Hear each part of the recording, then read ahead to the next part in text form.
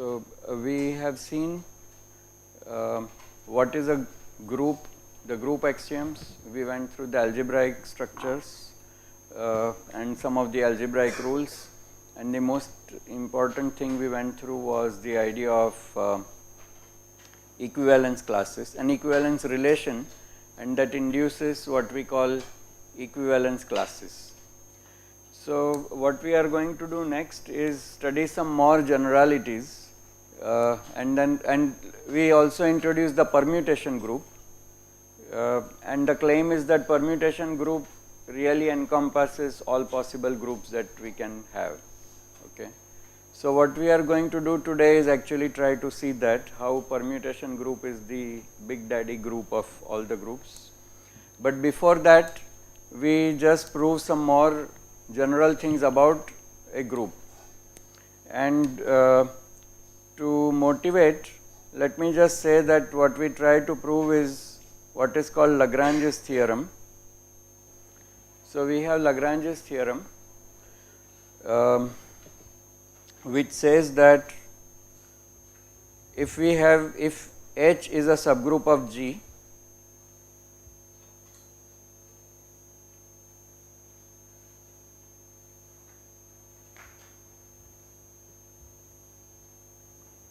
then the order H of H is a divisor of G.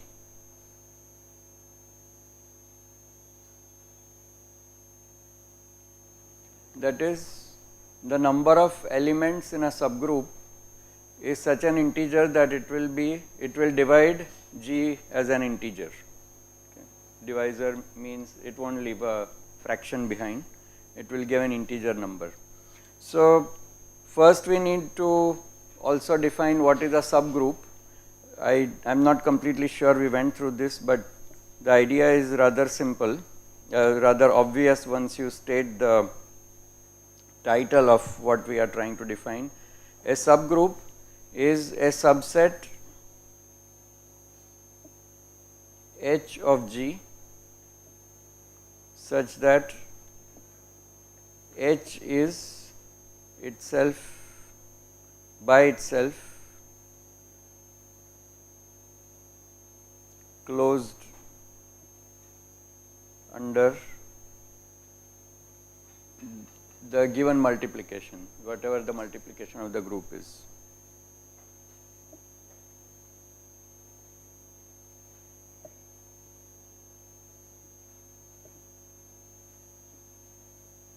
That went a little out, right? So obviously also identity belongs to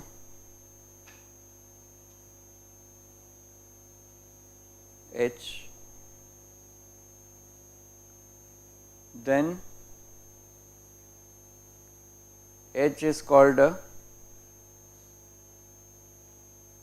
subset, subgroup of G. So a simple example is, let us say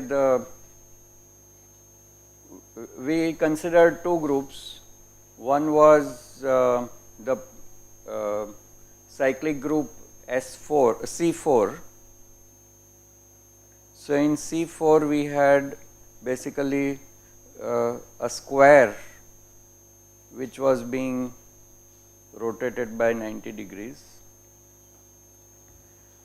So here we can see that so this is pi by 2 rotations of a square.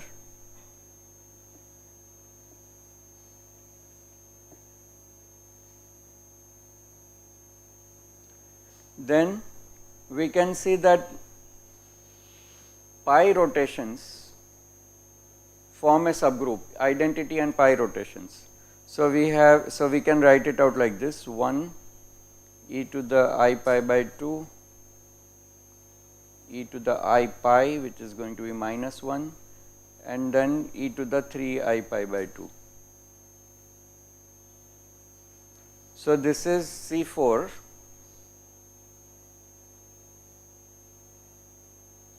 We can see that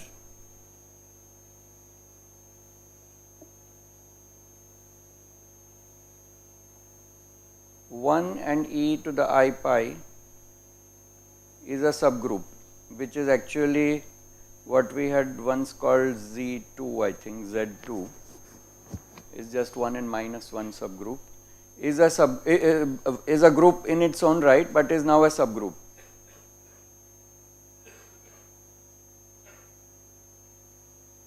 It is closed under multiplications and it contains identity, so it is a subgroup. Okay. So this is the basic idea of a subgroup, and one can see that in general if I have a large group, then there will be some subgroup. So there is identity and then some elements have kind of mutual relationship so that they just go into each other, then that becomes a subgroup. This does not mean that they don't give some non-trivial thing when multiplied with things outside the group, outside that subgroup. But that subgroup kind of talks to each other and can be treated as independent.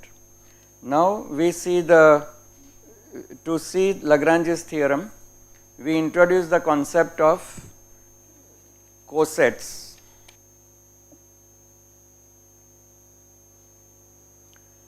So think of the subgroup H and consider multiplying it on the left by some element G of G.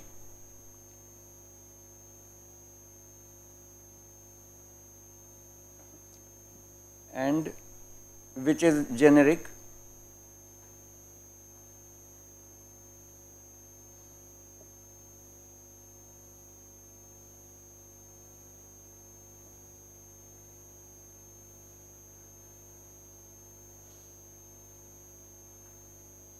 With Hi belonging to H.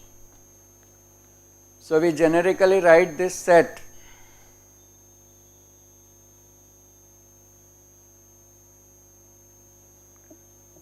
the symbol G times the whole set H or the whole group H to the left of it is same as the list GH1, GH2, etc. Okay.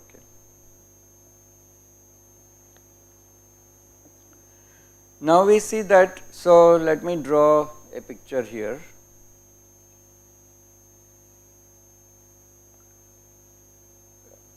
Here is a subgroup H, okay, and this is the big group G. If I take some element G here and start multiplying every element of this by G, then I will produce some other image. Okay. So this will get mapped here, this will get mapped here, something like this.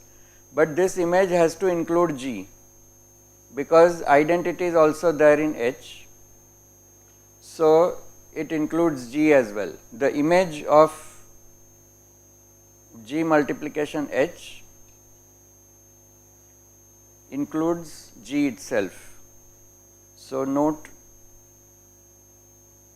G times H does contain G itself. Now we consider, so now we start doing this with every element in G. Take G1, take G2, take G3, start multiplying everything in H by this. We are going to, after all, the whole thing is finite. So if I take G1, so if I take G1 and if I take G2, so let me draw a fresh picture. Thus if we take G1 and a G2, we get two images of H, and let us try to draw a picture like this, where this is G and there is H, and now G is here, G1. Clearly this will be G1 times H.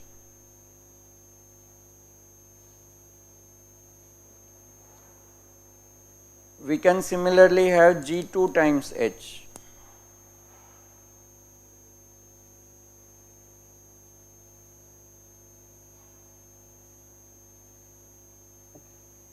Okay, which is obtained by multiplying every element of H by this G2. Question is, can G1 and these two sets have some overlap? These two images of H we created, can they overlap? And the answer is that if they do, if they share any element, then automatically they will be identical. There is no way of having partial overlap of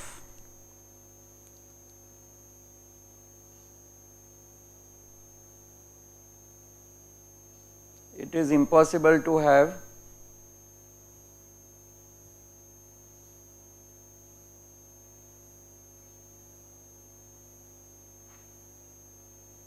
partial overlaps of G1H and G2H. Either they are disjoint or they are the same.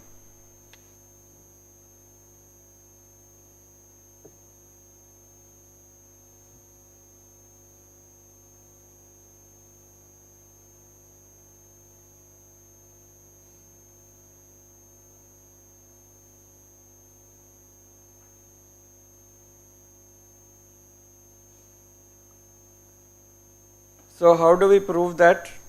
Well, here is we invoke our clever method of equivalence classes. So think of the idea that they have some overlap. So suppose they overlap. So suppose there is some G1 times H. Suppose there is suppose G1 times H1 is equal to P, and also G2 times some other H2. It does not have to be same H, but suppose multiplying with another H2, right. So if you keep this picture in mind, I multiply some element of this H and produce some element here. I multiply G2 by something else, but somehow there is an overlap of the two, so that they share an element P.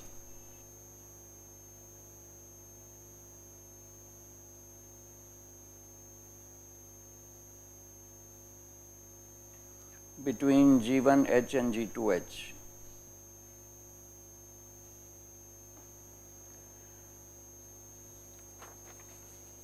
If this is so, then we can see that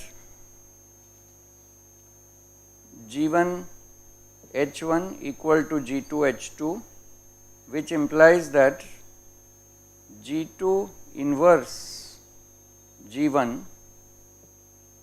So I multiply left side by G2 inverse and multiply this side by H1 inverse. This belongs to H. Okay. So if the two sets G1H and G2H share a point P, then it must be necessarily true that without any reference to these detailed elements H, G2 inverse G1 must be also in H. Now we prove that this statement that G2 inverse G1 belongs to H is an equivalence relation. Okay. So now propose a relation R such that G1 is related to G2 if G2 inverse G1 belongs to H. Now we try to see if this relation R is an equivalence relation or not. So how do we do that? Check if R is equivalence relation. So what are the things we have to check? One is reflexivity. An element has to be related to itself.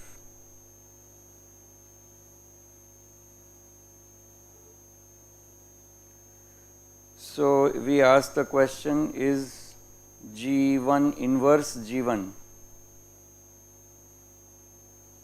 This is identity and certainly belongs to H. So G1 is related to G1 itself. Okay.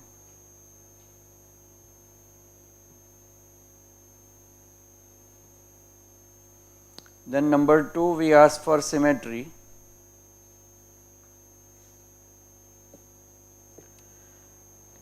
Which is the question, if G1 is related to G2, means G2 inverse G1 in H. What about G1 inverse G2?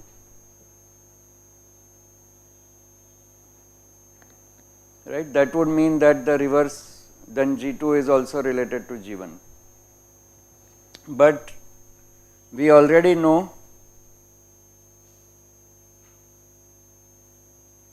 G2 inverse G1 is equal to some H.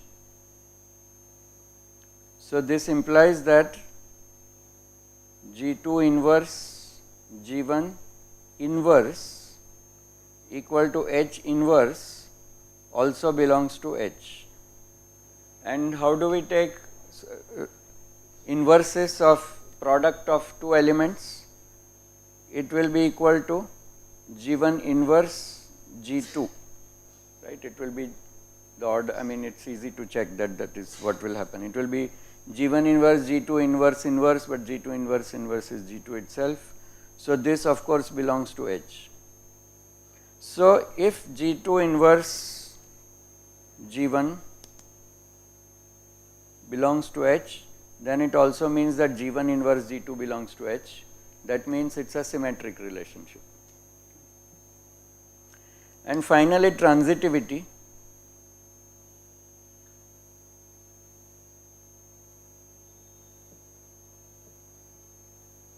Here we are given that G2 inverse G1 belongs to H, also G3 inverse G2 belongs to H. What about G3 inverse G1? That's what it means, right? If G1 and G3 have to be related, then G3 inverse G1 has to also belong to H. But this is easy to check because all I have to do is multiply the two things out. So note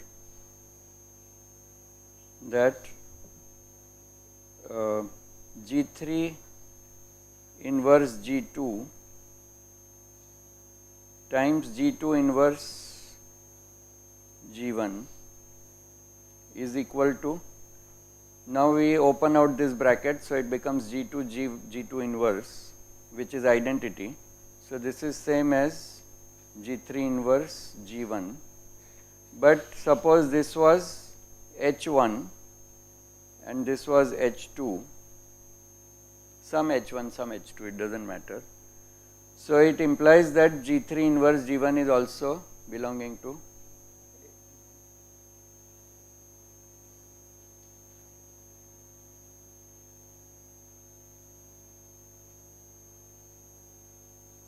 which was the third thing to be checked. So the requirement that G2 inverse G1 belong to H is a relation between G1 and G2, which is an equivalence relation. So the proposed R is an equivalence relation.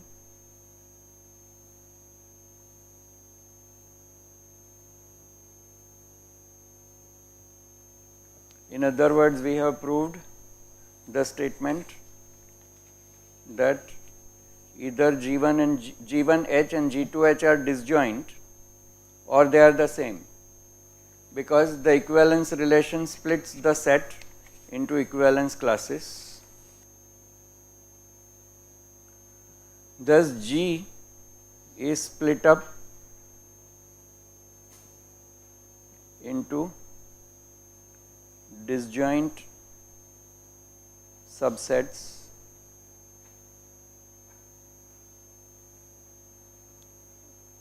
GIH, but which make up the whole G again.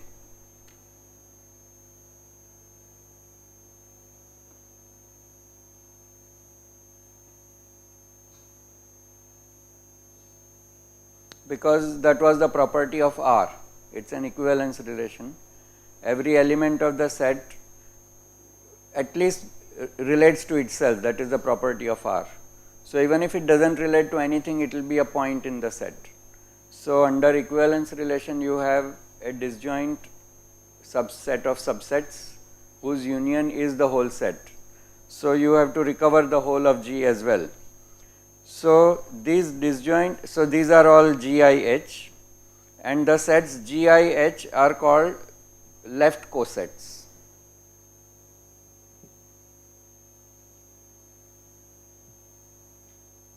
G1H, G2H, etc. The distinct ones, or you can, I mean generically you can write any of them, are called cosets. Left cosets, I am sorry, under left, because it involved left multiplication.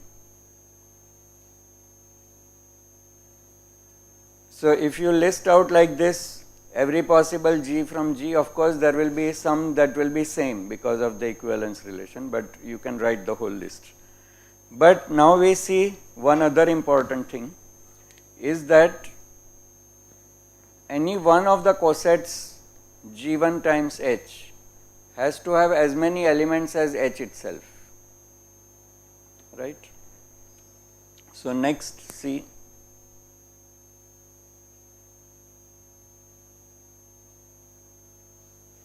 G1H has exactly as many elements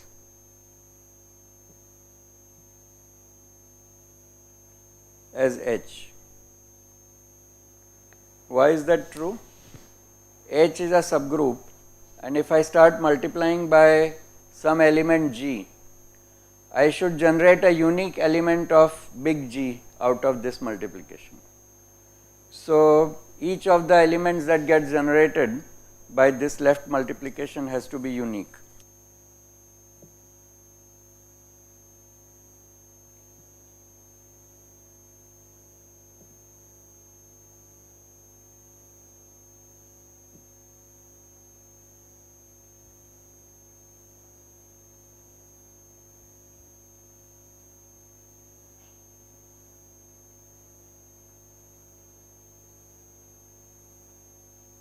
So, the left multiplication of the whole set H generates another copy of H in G with exactly as many elements. But now you see that the union of these has to make up the whole G. So, clearly there is an integer number of copies of H in G, otherwise you will not recover the whole set. So,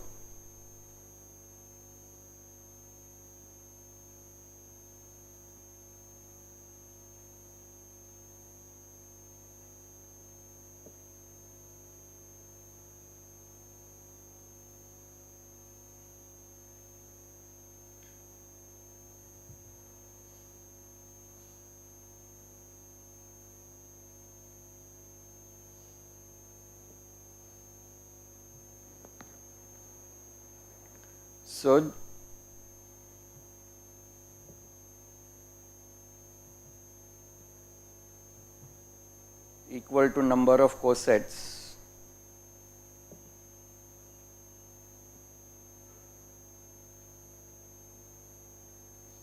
is an integer,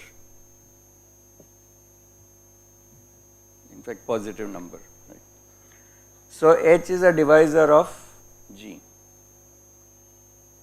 Right. So, right, just to repeat, what has happened is, because we have equivalence classes which have to exhaust all of G, but each equivalence class has exactly same size.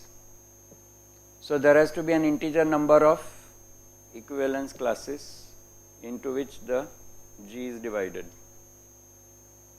So, this left coset operation is a clever way of proving the Lagrange theorem that G slash H is an integer.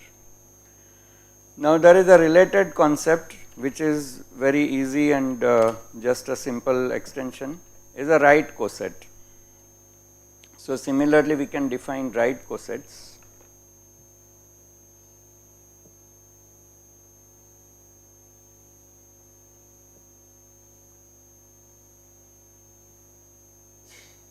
So, this is proof, Lagrange theorem proved. Okay.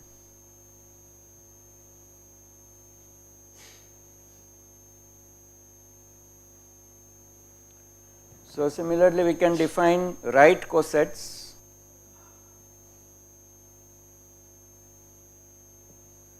where we take H times G1 multiply by the from right.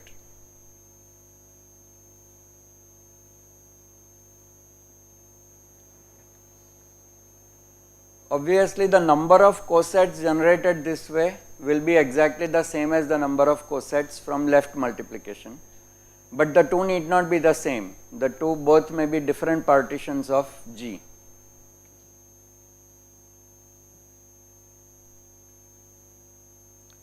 The cosets generated can be different.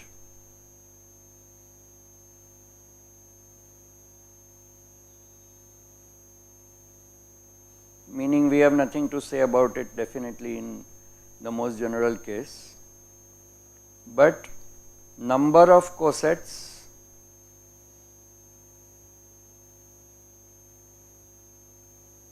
will be same.